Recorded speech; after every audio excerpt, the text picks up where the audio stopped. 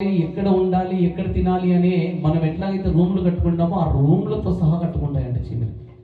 అంటే అంత చిన్న చీమకి ఆ చీమనే మనకి కనిపించదండి ఒక్కొక్కసారి.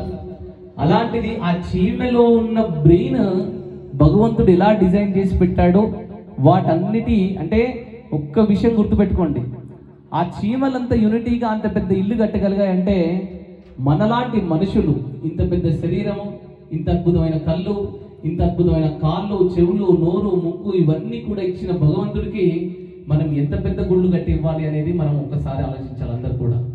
చీమల దగ్గర నుంచి మనం నేర్చుకోవాల్సింది ఏంటంటే భగవంతుడు ఇంత చిన్న జీవికే అంత శక్తి ఇచ్చాడంటే మనకి ఎంతో శక్తి ఇచ్చాడు. ఆ శక్తి ఇంకా పెరగాలంటే ఇలాంటి దాన ధర్మాలు, అలాంటి అద్భుతమైన పనులు చేయాలంటే గుళ్ళు కట్టాలి, నలుగురికి సాయం చేయాలి, నలుగురికి అన్నదానాలు, నీళ్ల దానాలు, విద్యాదానాలు, గోదానాలు, భూదానాలు ఇవన్నీ కూడా చేస్తూ ఉండాలి. మీ దగ్గర 100 రూపాయలు ఉంటే జస్ట్ 10 రూపాయలే చేయండి అంతే. కానీ అంత శక్తి భగవంతుడు ఇచ్చాడు కాబట్టి ఆ శక్తి పెరగాలంటే ఖచ్చితంగా ఈ సిస్టమ్ని మనము చీమల నుంచి నేర్చుకోవాలన్నమాట.